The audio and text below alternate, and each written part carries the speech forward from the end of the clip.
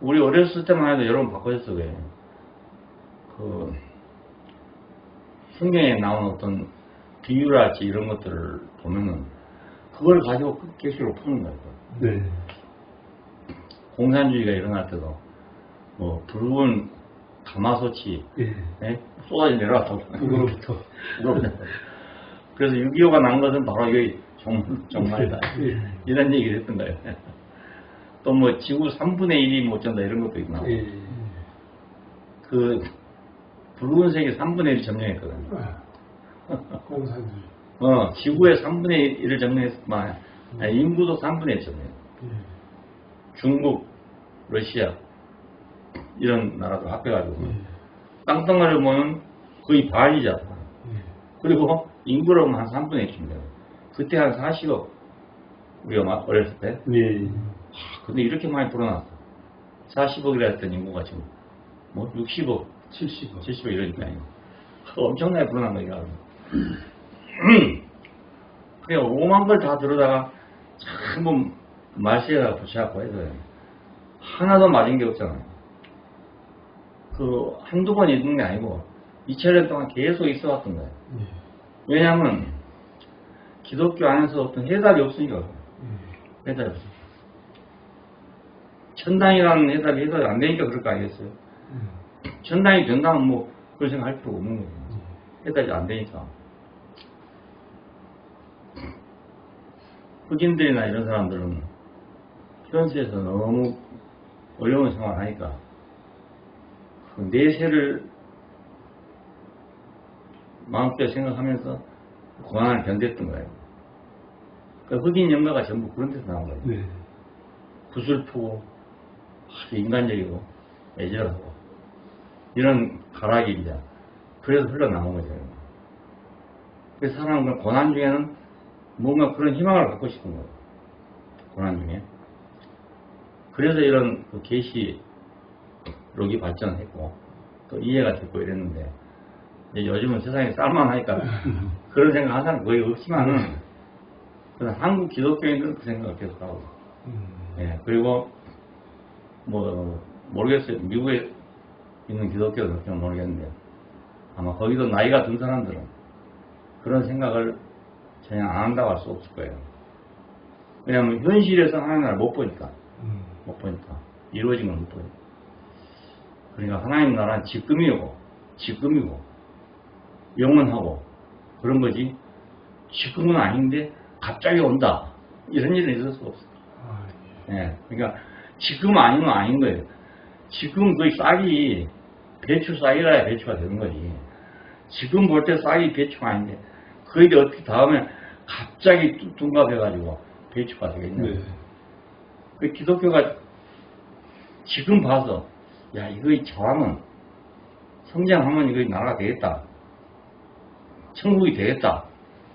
하나님 나라 되겠다. 이렇게 보이면 모르는데 그렇게 안 보이면 이거 어떻게 하나님을 조화로만 바꿔가지고 개를 소되게 만들거든요. 그게 있을 수 없는 일이잖아요. 지금 봐요. 지금 이 시가 어떤 순간을 알아도 지금 이걸 어디로 갈 것인가 이걸 봐야지. 앞으로 어떻게 될까 이걸 생각하면 우선 그 계시록의 주제가 어린 양의 혼인잔치다라는 것은 정말 그 기독교계가 꼭 명심하고 그것을 키워드로 삼아서 성경 전체를 역으로 해석해야 되는 그래야 되죠. 그렇죠. 이런 점이 그렇습니다. 그렇죠. 그런데 이제 실제로 묵시문학에 표현된 많은 표현들을 보면 심판과 징계 이런 표현들이 전반부를 다 장식하고 있거든요. 그러니까 그런 것에 이제 오히려 그 인간의 공포와 연약함, 두려움과 종교적인 심리가 결합을 해가지고 또 신앙 종교를 만들어내고 거기에 또 그 불안한 사람, 젊은이들이 특별히 또 많이 빠지는 경우가 많다고 이렇게 이제 한국에서 지금 그런 일들이 많이 일어나고 있습니다. 그래서 그런 사람들에게 좀 당부하고 싶은 말씀입니다. 그러니까 예. 그 그리스도가 없으면 인생에 해답이 없어요. 네. 해답이 없으니까 불안할 수밖에 없는 거예요. 예. 방황할 수밖에 없는 거예요.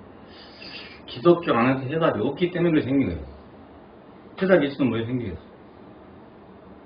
그러니까 지금 찾아야 되는 거예요. 지금. 지금 사과를 원하면 지금 사과나무를 찾아야 되는 거고, 그 사과나무를 갖고야 사과가 열리지. 사과나무 아닌 다른 걸 갖고 가지고 사과가 열리겠어요?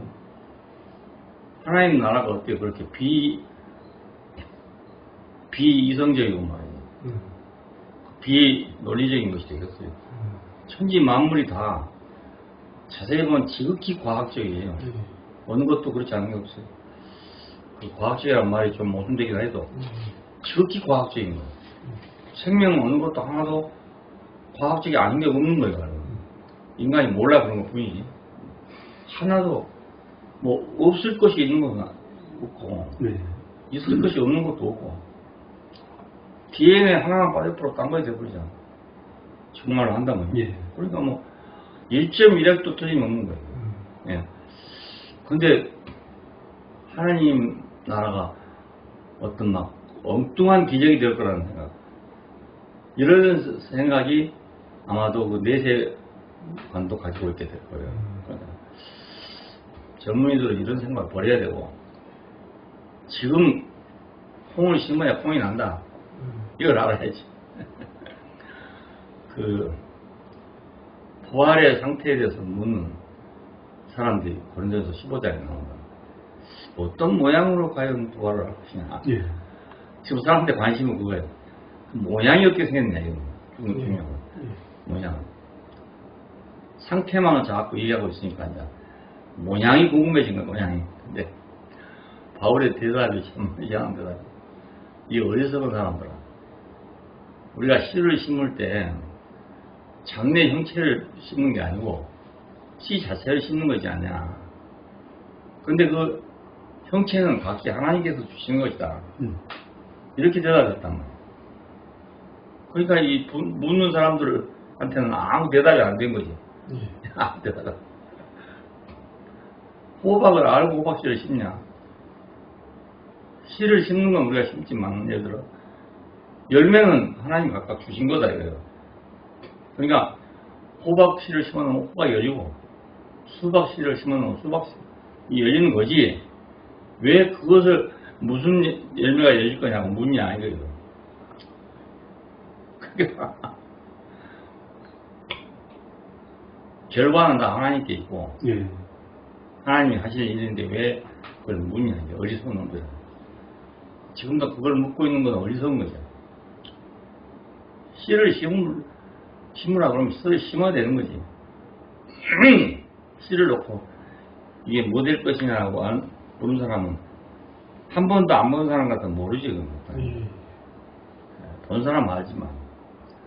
그러니까 선지자들은 누구냐, 이 씨에 대한 믿음 가진 사람들이죠. 이것이 심어놓으면 돈 될 거다 라고 믿는 사람들인 거예요. 우리나라에 농사 지는 사람도 그런 게 참 많지요. 사과가 곡광밖에 없었거든. 곡광, 아오리하고 두 가지. 근데 거기서 이제 뭐 후지 이런 게 들어왔잖아. 그러면 그때 곡광이라는 게 굉장히 귀중했어요. 나무 하나 가지고 뭐 대학을 보낸다 이런 식으로 할 정도였으니까 몇백 상자가 나오고 이러거든요. 근데 이제 후지 사과 나옴으로 부산은 다 없어졌어. 이제 국방은 다 없어졌어. 근데 어떤 사람은 빨리 후지 사과를 심는 사람이 있고, 어떤 사람은 끝까지 안 심다가 마지막 심는 사람이. 처음에 심는 사람은 돈을 많이 벌었고, 마지막 심는 사람은 돈을 못 벌었어. 이런 식이 되는 거야. 꼭 선지자가 하는 게 똑같은 거예요. 먼저 그걸 아는 사람, 먼저 그걸 믿는 사람이 해가지고 돈을 벌고, 마지 못해서 한 사람은 돈 못 버는 거야. 경산에 가니까 어느 집에 그 대추 농사 짓는 집인데, 요즘 얘기하면 한참 오래됐구만. 원래는 사과 농사 짓대. 근데 그 대추를 바꾸기 위해서 굉장히 어려웠다고요. 아버지가 반대해요. 사과에 돈이 얼만데 이 나무를 어떻게 처리하고 다 없애고 대출 심도 아니야. 그래가지고 아들하고 막 실가하고 이러다 어찌어찌 심었대. 근데 세상에 이렇게 좋은 게 없다고 그랬거든. 왜냐면 사과농사 짓는 거 10분의 1도 그 노력을 안 해도 된대. 약도 1년에 한두 번 치면 되고 네. 사과는 막 끝없이 쳐야 되거든요. 그리고 키우는 것도 아주 쉽고 사과는 굉장히 어려우면 키우면서부터 뭐 전지를 꼭 해줘야지 적과를 해야지 굉장히 일이 많아. 약 치는 데 너무 많아. 그런데 값은 또 이 조그마한 상자가 있는데 그때 생대추로 7만 원 하네. 7만 원. 그러니까 사과에 몇 배가 나온지 모르네. 그래 대추농사 유행이라 경산 쪽은 대추농사 굉장히 많이 짓고. 예. 근데 이거 중국 대추가 들어온 바람에 이 값이 떨어져 버렸어요. 안 그랬으면 굉장히 비쌀 텐데. 그러니까 선견지명이 있는 사람들이 일찍 알고 그랬던 사람들. 자, 때와 징조로 구별한단 말로 그런 말이죠. 우리 인생이 일찍부터 이게 어디로 갈 것이다 아는 사람은 성공적인 인생을 사는 것이고 그 어디로 갈 줄 모르는 사람은 평생 가다가 어디 가니 모르고 죽는 거야. 죽을 때 어디 갈지 모르고 죽는 거야. 그러니까 성경의 말씀이 예언적이라고 할 때는 그런 말이죠. 예언적이라고 말할 때는 꼭 무슨 이제 점쟁이처럼 예언을 할 것이라는 생각을 사람들이 하고 있기 때문에 네. 우리나라에서 특별히 문제가 많이 생겨요. 그 교회에서 뭐 예언을 하는 사람도 있고 이런 사람 많은데 그런 사람들이 꼭 점쟁이 찾아가서 기도해 달라고 기도해 보고서 어떻게 되겠다고 이렇게 하는 사람들이 많다. 그러니까 이거 완전히 무상 종교가 되는 거예요. 예언 그런 예언이 아니고 선견지명이에요. 선견지명. 하늘의 사정을 미리 알았다 이거지. 미리 알았다. 열매를 보고 하는 게 아니고 씨를 보고 알았다 이 말이에요. 예. 예, 그러니까 믿음이 필요한 거지. 씨를 보고 한 거지. 이런 사람들을 선지자라고.